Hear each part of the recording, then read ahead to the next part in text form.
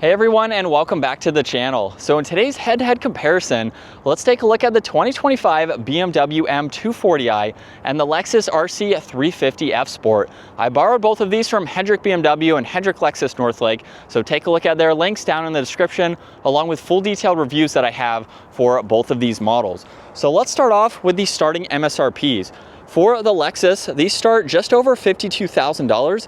In today's review, this model is just over $61,000.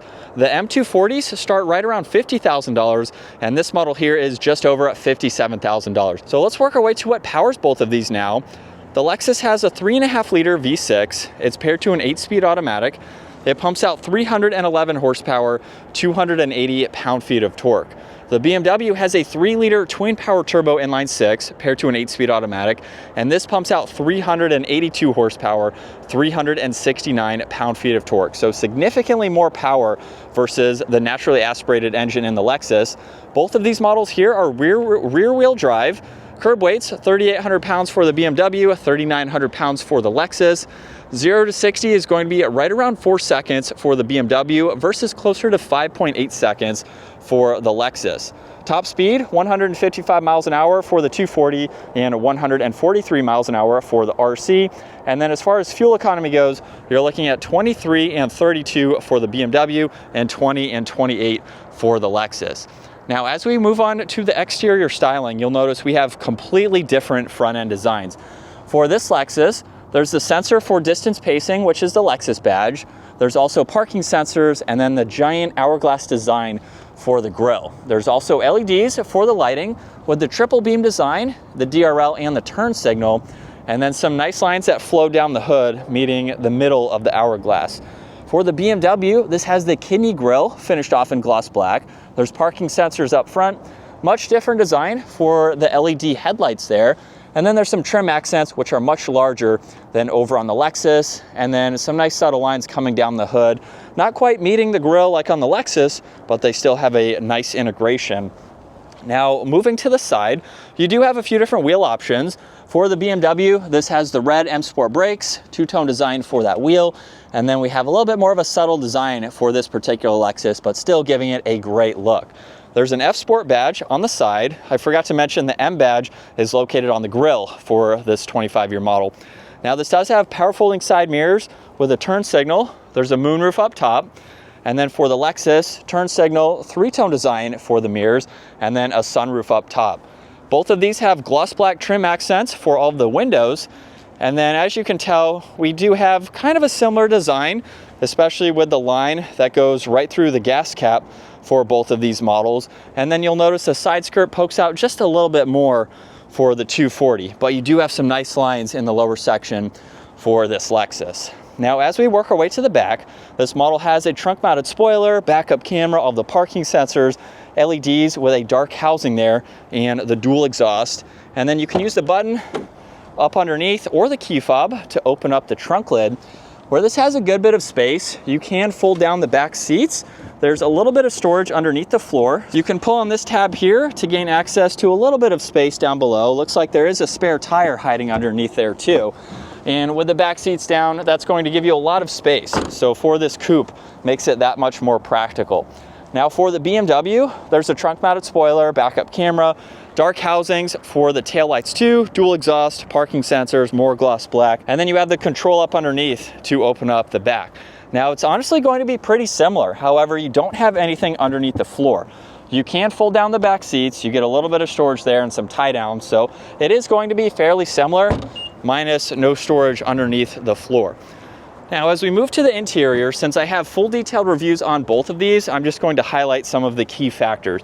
So this has memory seating adjustments. Side mirrors are not power folding. There's window controls, lock and unlock storage. Really nice design for the door panel there. And then this particular model has two-tone for the seats. Now, with that manual control, you can bring the backrest forwards and the seat will work its way forwards the rest of the way. So at 5'10", it's not all that bad. You have vents in the middle, a little bit of storage, you get an armrest, and then I am pretty much touching the headliner here. I could ride around town. I wouldn't go on a long road trip, but I could be comfortable at least to go from point A to point B, and you have a good bit of visibility too. So it's a little bit tight, but it makes for more of a functional sports car. So hopping up front, this has solid and perforated leather for the steering wheel.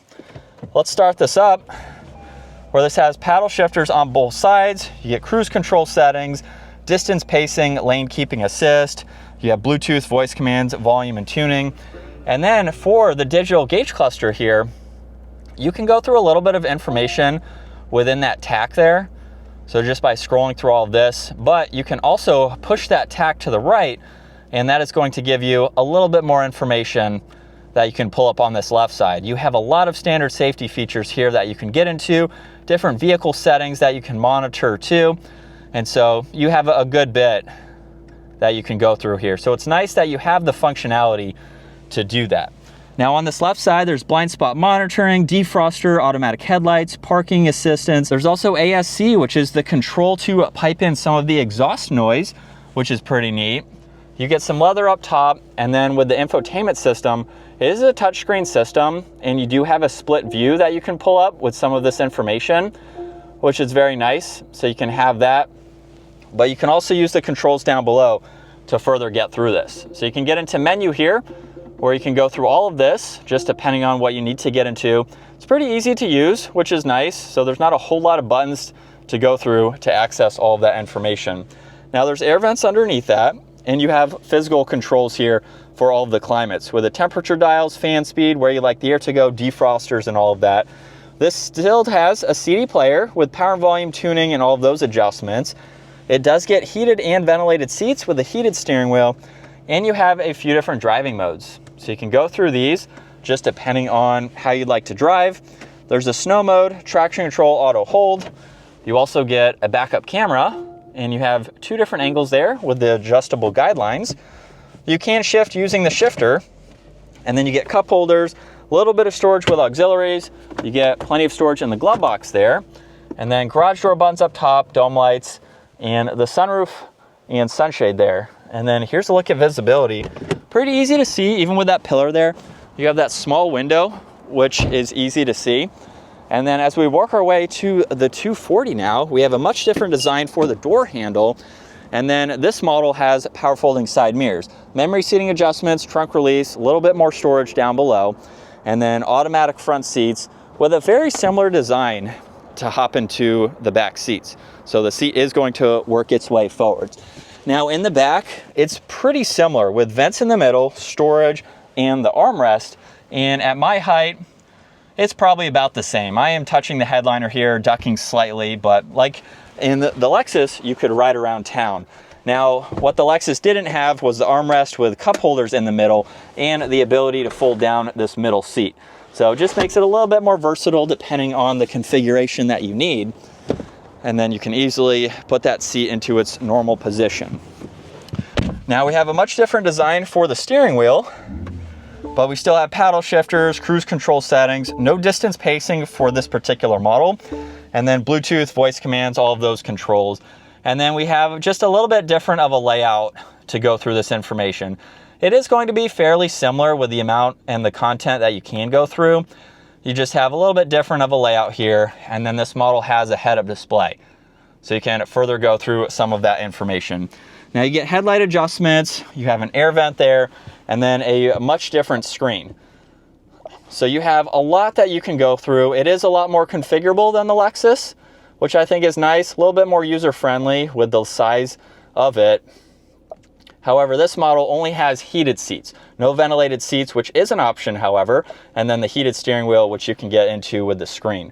Carbon fiber underneath that, air vents, power and volume. You do have wireless charging, auxiliaries, and cup holders there.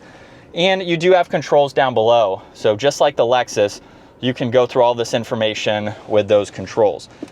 Now, also like the Lexus, just the backup camera. However, you can get the 360 camera system if you would like.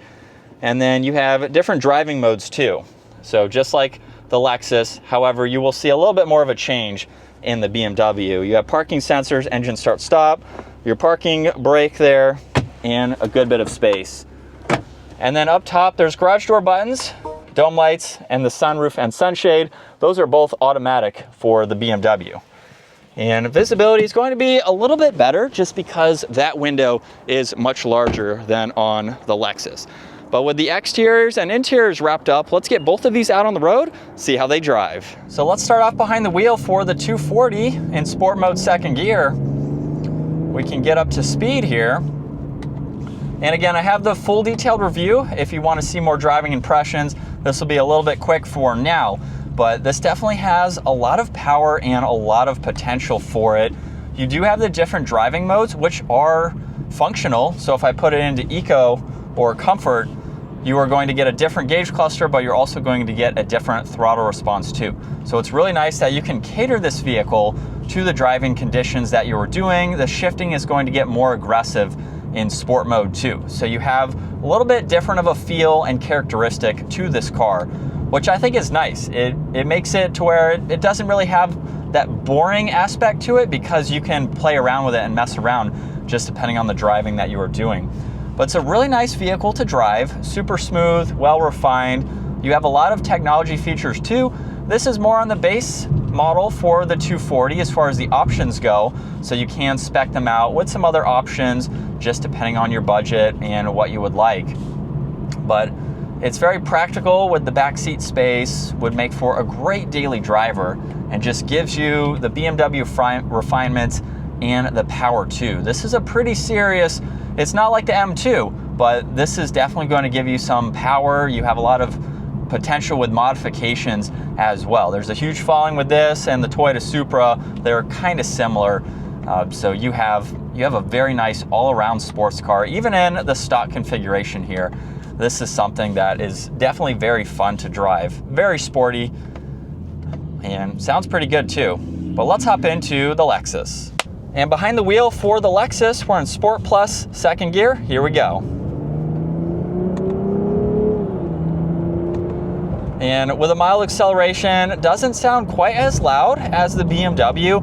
And of course, it doesn't have as much horsepower and torque. But the positive is that we have the naturally aspirated engine, which I know will draw a lot of people towards that versus having the inline 6 for the BMW.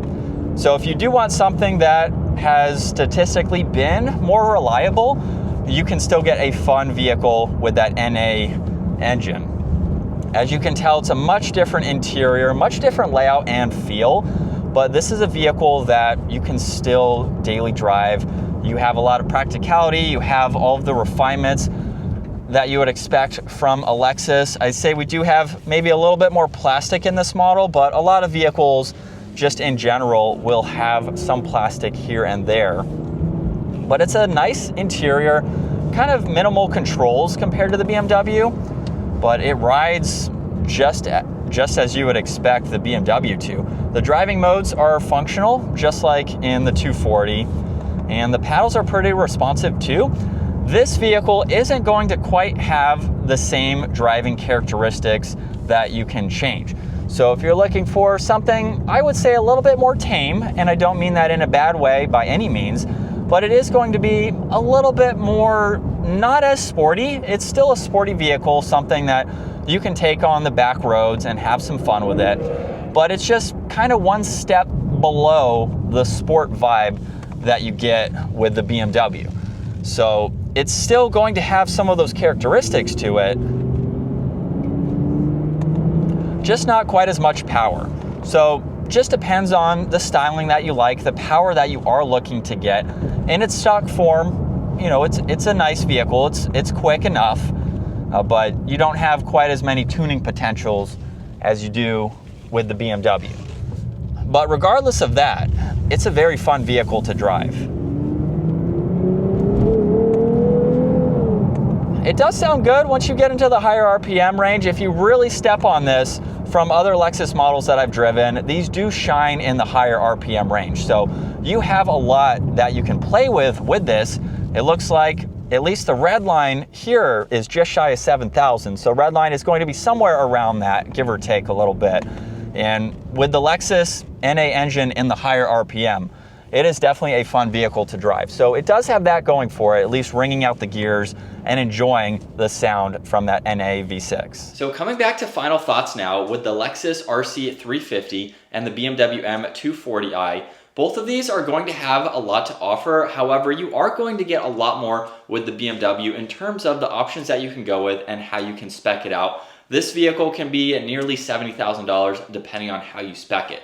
Now, with that being said, one thing that I just thought about is the fact that you can go with the RCF from Lexus as well. If you want more power to maybe compete a little bit more with the BMW, I haven't seen an RCF in quite some time, so that would be a cool comparison with the 240 at some point, just to get a little bit more power from that model. So you can jump up if you would like to, just like you can with the BMW and going to the M2 if you prefer. But with today's head-to-head comparison, I personally would go with the BMW. However, if you checked out the RCF, that is a very fun vehicle to drive too. So between those two, it might be a little bit of a conflict with which one to pick. But in today's review, I would definitely go with a BMW, just if you're looking for more of that sporty feel, a little bit more drama to it, a little bit more characteristics. However, you're still going to have a very fun vehicle with the Lexus. If you're just looking for a nice daily driver, both of them are going to be great dailies, but you have a lot more modding potential with the BMW. So comment down below, which model would you take and why? Maybe we can include the RCF for today's head-to-head comparison as well. But let me know your thoughts.